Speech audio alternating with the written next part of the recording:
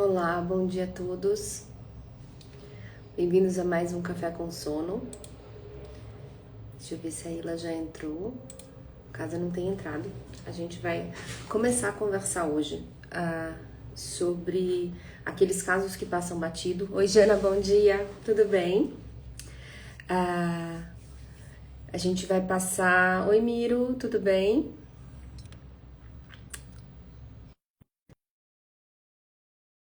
Passa batido. O que que quer dizer isso? As múltiplas camadas que a gente tem em alguns casos. Oi, Ila, bom dia. Bom dia, minha amiga. Tudo bem? Tudo, e aí? Tudo certo. Tudo Ho- bom? Hoje eu tô aqui na fé de Jesus segurando o celular porque ele não carregou a noite toda. Então eu estou Meu Deus! com o carregador na mão, parado, congelado, para Oh, nossa Jana, baixa. paleta de cores. É, a Jana tá falando que a nossa paleta de cores tá combinando. Tá muito, né, Jana? Aqui É sintonia. é, é mais do que vocês imaginam, É né? Mas se o verdade. celular balançar é porque eu tô Você tá, segurando ele. você tá perdoada neste momento. Mas pelo menos, olha só, cada um vai para um lado, né? Pelo menos você tem um café. E eu não tive tempo de nem fazer meu café. Mas tá ótimo. Então vamos começar. Eu estava falando para ele sobre a ideia hoje era a gente conversar nessa sequência de lives de o que, que a gente tem de gaps na nossa formação como profissionais de saúde com relação à forma de enxergar o sono, ao conhecimento dentro do sono, que muito menos, muitas vezes é menos a falta do conhecimento, assim, de saber que existe algo, e mais a forma de estruturar a utilização desse conhecimento, né, Ila? E que a gente vai comentar hoje, a gente vai conversar, analisar um caso que muitas vezes passa batido, né? Então, para isso, a gente pensou em trazer um caso real, um caso clínico. Eu vou pedir desculpas que, como tá tudo em cima da hora, ainda tô botando o brinco. O caso que passa batido na prática, né? O que, que a gente deixa de gap? Para isso, a gente pensou em trazer um caso que fosse bastante emblemático em ambas as áreas, tanto dentro da medicina quanto na psico, que é, bom, eu não sei se você quer falar algo, Ila, antes ou a gente já entra no caso, o que, que você acha? Bora pro caso. Acho que o pessoal já tá com os motores aquecidos aqui, né? O dia tá bonito, vamos aproveitar. Não, Letícia, É mas acho que vai verdade. a partir de um caso tangenciar isso, né? Que muitas vezes fica como lacuna do, do nosso repertório mesmo como profissional. Até porque muitas Uhum. vezes a gente só tem acesso, né, na nossa prática ou na nossa formação a uma fatia desse olhar. E acho que essa complementação que a gente consegue propor, né, Letícia, agrega muito na visão e na intervenção que a gente tem para o caso, né? Então, Exatamente, é claro exatamente. que está longe da gente esgotar todos os possíveis, as possíveis lacunas, né, numa live, mas acho Uhum. que o caso de hoje a gente pensou como exemplificação disso, né? Exatamente. Então, esse é um ponto importante, acho que é o ponto que a gente pode conduzir essa abertura. Então, assim, eu vou trazer um caso que eu acho que é muito provável que muita gente já tenha tratado ou visto casos dessa natureza. Pelo menos eu, como neurologista, antes de fazer sono, recebi esses casos no consultório. Então, vamos começar. Um menino, 7 anos de idade, que tem enurese, então faz xixi na cama à noite, e sempre teve enurese, tá? Então, nunca ficou seco de noite. Já passou por pediatra, já tinha passado por urologista, eles já tinham tentado tratamento com alarme, né? Que a gente pode depois falar do que se trata o tratamento com alarme. Já tinha tentado desmopressina, que é o DDAVP, que é o hormônio antidiurético. Nada resolveu de forma consistente. Nada. Então, assim, era um paciente que, nesse contexto, teria sido considerado como refratário. Então, esse paciente refratário chegou para mim no consultório porque era enurese, era xixi à noite, e eu tenho um viés de já ter conduzido pesquisas, né? Feito pesquisa com relação a isso. Então, acho que por isso que ele acabou chegando em mim, né?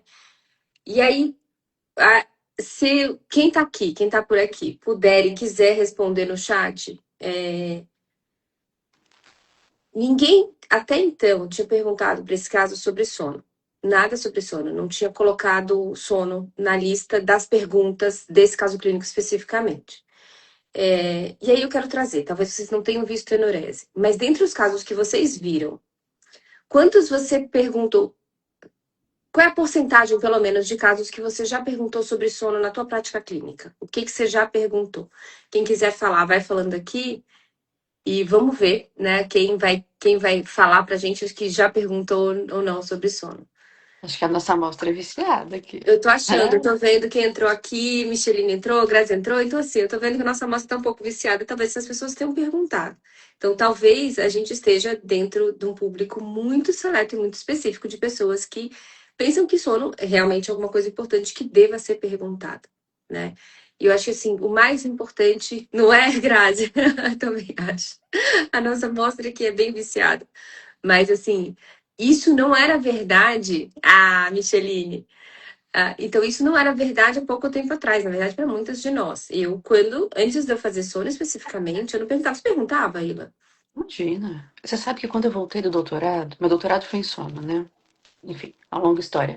E aí, quando eu já tinha consultório há mais de 10 anos, quando eu voltei, Letícia, de um curso que eu fiz fora, eu falei, gente, eu vou perguntar para os meus pacientes se eles têm problema de sono. E foi assim, um show de horrores, né? Eu falei, meu Deus, estava diante dos meus olhos, eu nunca tinha perguntado.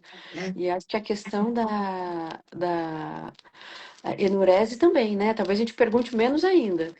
Ontem é, me vi perguntando para um adolescente, enfim, num contexto específico, né? Ele até tomou um susto, mas eu tenho me deparado, inclusive, com alguns casos de enureses complexas, até porque isso não era investigado lá atrás, né? E a pessoa tinha vergonha de falar, né? exato, exato. Isso também já me aconteceu. O paciente está comigo há um tempo e eu não perguntei especificamente sobre enurese, pergunto sobre sono. E não foi por isso, e quando você vai olhar para trás, a enurese está lá. Bom, mas o que eu queria trazer, por que a gente trouxe a enurese? Porque a gente falou de enurese e trouxe, né, essa visão. Tem uma revisão sistemática recente publicada, mas ela fala uma coisa que a gente já sabe há algum tempo. Já tem vários trabalhos, a gente inclusive já publicou isso, que existe uma relação muito grande entre a apneia obstrutiva do sono e a enurese noturna. A gente tende a pensar que a enurese tem um componente muito mais para o lado psicológico e muito menos para o lado orgânico. Embora a gente trate com algumas medicações, por exemplo, hormônio antidiurético, como esse paciente fez, né? E, bom, aqui a Eleni está falando de apneia e TDAH. Sim, existe uma relação. A gente escolheu a enurese porque tem um ponto orgânico aqui mais tangência, mais palpável do que TDAH, que tem coisas também, obviamente. E TDAH também entra nessa história, tá? É muito mais risco, enurese e TDAH também se associam bastante. Bom, então a questão é que cerca de 40% das crianças com enurese podem ter apneia. Segundo essa revisão sistemática recente, que, aliás, para quem está na nossa comunidade, a Van vai mandar o artigo, esse artigo de revisão sistemática que a gente separou. Então, fiquem ligados lá que a gente manda já já. Mas, independente disso, na nossa casuística aqui do Brasil, uma casuística da cidade de São Paulo, mesmo investigados, os pacientes para distúrbios do sono e negativos para distúrbios do sono, quando entraram no estudo, 47% tinham apneia também. Ou seja, bate exatamente com esse mesmo dado. É esse mesmo dado. O que a gente quer dizer? Que a enurese é apneia? Não. Mas que existe uma relação muito grande entre enurese e apneia, né? Mas assim, o ponto que a gente precisa olhar é que a gente precisa especificar um pouquinho mais esse dado. A gente tem um menino de 7 anos de idade que tem enurese, ou seja, a faixa etária muito típica, né? Assim, a enurese é a perda involuntária de urina a partir de 6 anos de idade. Antes disso, a gente está contando ainda que está fazendo parte da maturação cerebral. Então, a partir dos 6 anos de idade, que aconteçam mais de 3 noites por semana. E aí, a gente tem umas classificações, né? Se ela é primária ou secundária, que acho que a gente pode conversar melhor já já sobre essas classificações, mas isso sob a ótica que a gente enxerga dentro da medicina. E na psicologia, como é que vocês enxergam, Inla? Ainda pouco ensinado também, né, Letícia? A gente olha para usar esses símbolos, digamos assim, psicológicos, que falta muitas vezes essa conexão do que está sendo vivenciado com o que está sendo expressado. E acho que do ponto de vista da enurese, como você estava trazendo, falta ainda conhecimento, mas é importante entender esse conhecimento da enurese secundária, que é uma enurese, então, que acontece no momento que já houve já houve aí pela classificação de seco, né, Letícia, todas as noites, e ainda assim, isso está acontecendo, né? Então, muitas vezes, literatura traz que a cenurese, então, entendida como secundária, pode ser decorrente de algumas questões psicológicas, né? Então, de um estresse muito grande familiar, de algum tipo de vivência traumática, de um perfil ali muito ansioso dessa criança. E aí, quando a gente vai trazendo, inclusive, aspectos do neurodesenvolvimento, como você trouxe ali do TDAH, ou mesmo outras condições, a gente vai empilhando variáveis que contribuem para o entendimento da etiologia dessa enurese nessa criança ou nesse adolescente, nessa faixa etária, né? Uhum. Então, essa classificação de enurese primária, secundária, eu acho que ela é muito importante, inclusive para a gente poder começar a busca do que pode estar causando esse sintoma, né? E aí, É, certamente, a investigação do ambiente também é indispensável, né? com absoluta certeza. Eu acho que vale a pena a gente repetir um pouquinho que falhou a conexão na hora que você estava explicando o secundário do primário, mas agora a tua conexão voltou, ficou mais estável. Então, acho que talvez na parte que você estava explicando o que, que era, como você fala primária, como você fala secundária. E vou pedir ajuda também, claro, né, para a médica de plantão aqui, mas a primária você já explicou, que tem todos esses critérios, né, e a secundária, então, implicaria numa criança maior do que 6 anos, né, e que já teve um período de pelo menos 6 meses estando aí seco, né, durante as noites. Então, essas são pelo menos duas variáveis que precisam ser contempladas para a gente pensar numa enurese secundária e que, segundo a literatura, muitas vezes tem um atravessamento psicológico importante, contextual, ambiental, que requer esse olhar nas diferentes camadas, como a gente sempre traz, né? De entender o que está acontecendo nesse momento com esse indivíduo e o quanto que essa enurese tem aí como, eu não vou dizer exclusivamente uma explicação, mas uma variável muito forte, essa vivência psicológica que tá acontecendo, né, Letícia? Exatamente. Então, acho que a forma que eu didaticamente penso, entendo a enurésico, o primário e o secundária, é que o secundário, como ele teve um período seco, esse período de 6 meses, essa enurese é algo diferente. Não é algo que inerentemente vem no corpo dele desde sempre. Agora, aquela que é primária, a primária que não teve intervalo seco, está ali desde sempre, tem algo inerente no corpo, na fisiologia, no funcionamento do corpo dele, que ainda não se corrigiu. Então, que ainda não se ajustou, que ainda não entrou no amadurecimento. Então, assim que eu entendo didaticamente, muitas vezes para explicar, enurese primária e secundária, que eu entendo assim, como eu coloco na minha cabeça essa informação. Então, essa é a primeira classificação. A gente tem uma segunda classificação, que é se ela é monossintomática ou não monossintomática. Então, monossintomática é o único sintoma. Não monossintomática. A gente tem outros sintomas urinários. Então, a gente tem outros sintomas urinários, a gente tem outras incontinências, a gente tem incontinência diurna, incontinência às vezes fecal, a própria incontinência diurna, a gente pode ter outros sintomas, outros comemorativos. Então, nessa daqui desse paciente, se a gente for classificar, menino, 7 anos, nunca controlou, né? E eu não falei, mas ele não tinha outros sintomas urológicos, né? Tinha passado no uro, inclusive, já. Então, nesse caso, a gente tá diante de uma enurese enurese noturna primária monossintomática. Como a Jana falou, primária geralmente é mais orgânica e secundária a gente vai muito mais para o lado psicológico. Então, já é um outro conhecimento um pouquinho mais refinado. E ela acontece à noite, ela acontece durante o sono. Então, ela está acontecendo num momento em que ele já deveria ter adquirido aquele controle da urina, né? Então, muitos trabalhos mais antigos dão conta de que isso aqui tem uma questão. Sempre colocava num balaio único que era uma questão de maturação e uma questão psicológica, né? Que é uma psicológica e maturação.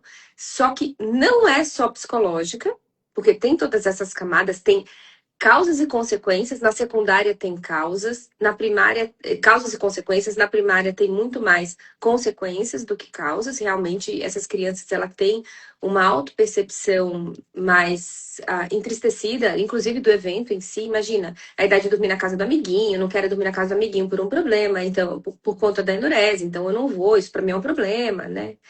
Então tem isso também, tá? Mas eu queria trazer a história da apneia. Eu queria trazer para cá a história da apneia.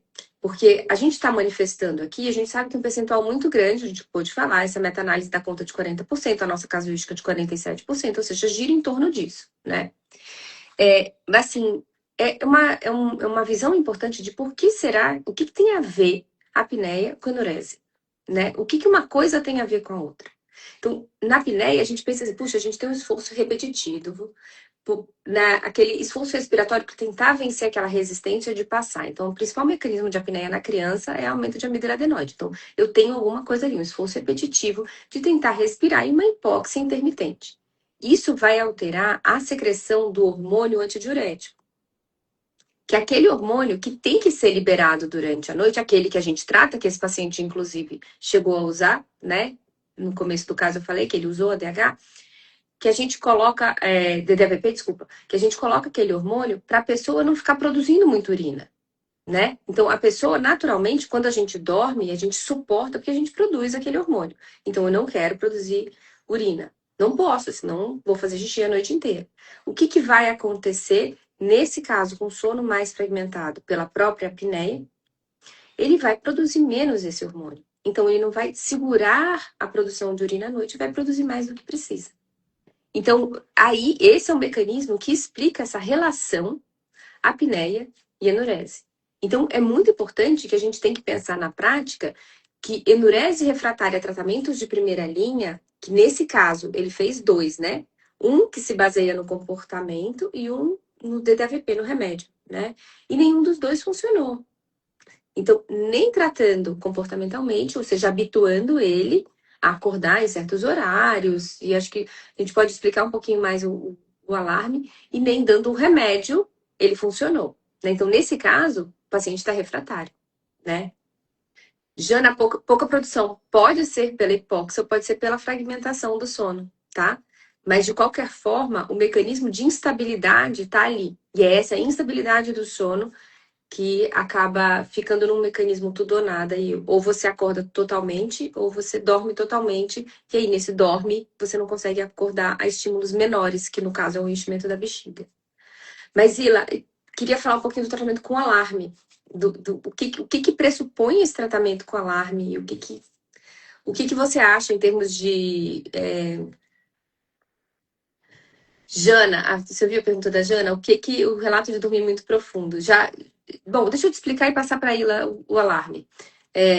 Esse relato é fato, é factual, todos os pacientes relatam, o que é muito antagônico, né? Eu durmo muito profundo, mas eu durmo muito profundo que não consigo acordar ao estímulo que é o enchimento vesical. Então, a bexiga está cheia e não consigo acordar frente àquele estímulo, certo? Então, essa criança fica no 8 ou 80. Ou ele dorme muito pesado, muito pesado, ou ele acorda. Então, ele não tem a fase intermediária. É essa fase intermediária que é a fase que modula, que faria a pessoa acordar. Então, e não é isso, não é na macroestrutura, é na microestrutura do sono. Então, é uma criança que dorme bem pesado, de fato, tão pesado que não consegue acordar no estímulo, mas que não consegue também ficar ali, modular o sono dela. As fases intermediárias do sono, elas são moduladoras. Então, elas são, por exemplo, N1 e N2 são moduladores do sono, para você ou acordar ou dormir. Sim, o CAP. O CAP, Jana, o padrão alternante cíclico. Bom, mas passando agora para a pergunta para a Ila. Ila, o tratamento com alarme, o que ele pressupõe e como ele é feito? Né? Eu acho que é importante, porque ele tem uma base comportamental importante, né? Ele tem, e aqui no Brasil, a professora Edvige Silvares era muito estudiosa nesse sentido, a Renata Rafi, você, enfim, foi uma época importante, né? Estou esquecendo certamente de outros nomes que estudaram bastante esse dispositivo aqui no Brasil.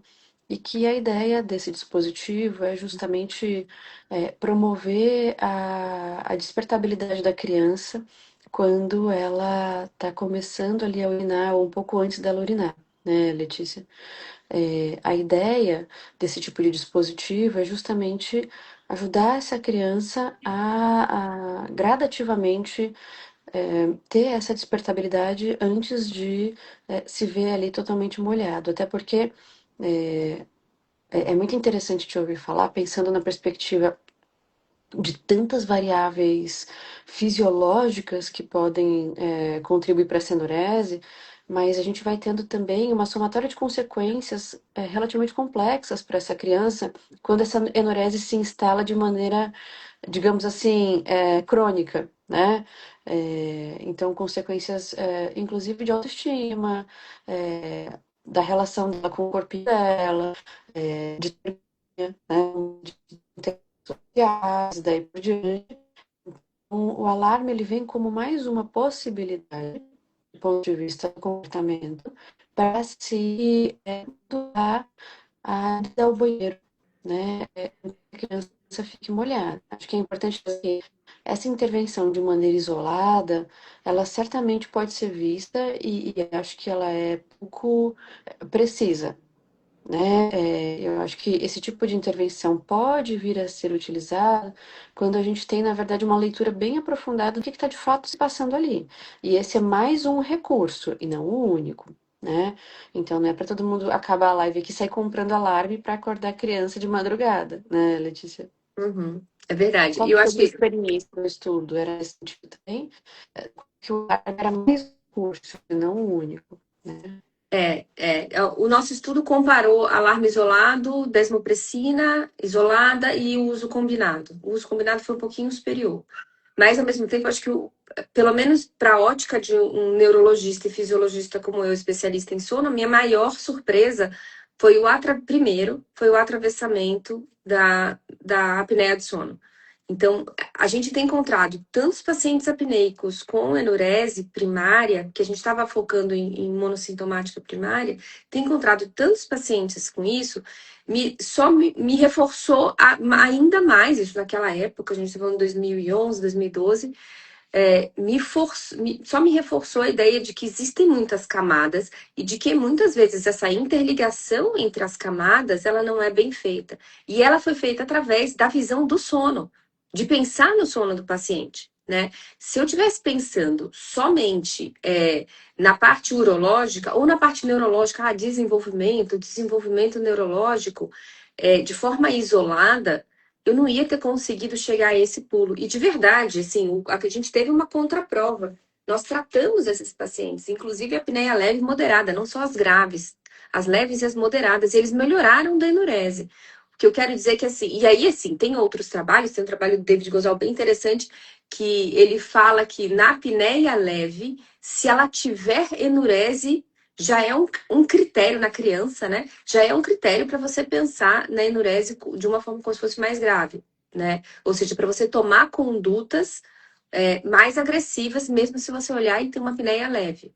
Ou seja, a enurese como um sintoma de apneia também, né? Olhando pela outra ótica. Mas quem me deu a união de tudo isso foi saber sono. Foi olhar sobre a ótica de sono, né? Então, isso é um ponto. Jana, esse paciente que melhora sozinho, antigamente a gente achava que era por amadurecimento neurológico, então é algo que de fato a gente falava-se bastante. Mas esse equilíbrio de forças que acontece, principalmente lembrando de pressão intratorácica e pressão abdominal, é um equilíbrio de forças que a pessoa pode, adquirir com o tempo, dois, é a apneia se resolver se tiver relação com a apneia. Então, acho que o mais importante é pensar que tudo não é um grande balaio de gato. Tem casos diferentes. Por exemplo, a enurese pode estar relacionada, a intensidade da enurese com a intensidade da apneia, principalmente em meninas, em meninos não. Assim, as apneias menos intensas nas meninas, elas tendem a ter um quadro de enurese um pouco mais leve. As mais intensas nas meninas, mais grave. Nos meninos, isso não tem relação nenhuma. Então, ou seja, tem outras camadas aqui que a gente tem que olhar, né? E que olhar pelo sono, pela ótica do sono, entrega bastante. O que a gente quer dizer? Todo mundo sabe de apneia? Sabe. Todo mundo sabe alguma coisa sobre enurese? Sabe. Todo mundo sabe que tem relação com o comportamento? Sabe. Todo mundo sabe que tem problemas secundários? Sabe. Mas e unir tudo isso? E fazer de tudo isso uma sequência de fatos que você precisa investigar passo a passo. Olhar um passo, depois outro passo. Acho que a importância da gente olhar a ótica, isso sob uma ótica mais ampla, é que traz pra gente essa interessância toda. Eu acho que a conexão da Ilha tá falhando um pouco. Eu acho que ela saiu. Mas então, o que eu queria trazer para vocês é essa camada extra que a gente ganha ao fazer essa investigação mais ampla, fazer a investigação com camadas, né? Então, se a gente parar para pensar o que mudaria na investigação de um caso de enurese se vocês começassem a olhar. No meu caso, o que me mudou na investigação foi, eu acrescento ou a polissonografia ou uma avaliação direta de sono. Tem também um outro trabalho que a gente publicou que a gente mostra que a escala USD-SC, ele se correlacionou bastante de forma fiel com o resultado que a gente obteve na polissonografia. Então, você pode usar isso como uma triagem, aplicar o SDSC para ver se a pessoa tem ou não tem risco de apneia obstrutiva do sono. Entendo, né? Risco, na verdade, ele fala para você pensar já no diagnóstico. Então, risco, a apneia obstrutiva do sono, para que mereça que você comece a investigar esse caso sob essa ótica também. Um outro ponto interessante que eu vou falar nesses 2 últimos minutinhos é o ponto da gente pensar na postura desses pacientes, uma postura física. Se a gente está pensando que a apneia é um grande fator de risco, em cerca de 40% dos pacientes, eles podem acabar tendo apneia também, né? Então, são muitos pacientes, né? É mais do que o tanto que fica refratário aos tratamentos de primeira linha. A gente pensar que a gente tem uma alteração, uma pressão intratorácica negativa. Oi, Carol, bom dia. Uma pressão intratorácica negativa. E essa pressão maior, por conta da apneia na criança, eu vou ter uma outra pressão intraabdominal compensatória e a postura desse paciente muda. Então, é aquela criança que ela fica com o bumbumzinho arrebitado, né? Fica naquela postura mais para frente, assim. Ou seja, já mostrando que aquilo ali não é de agora, aquilo ali já acontece há algum tempo.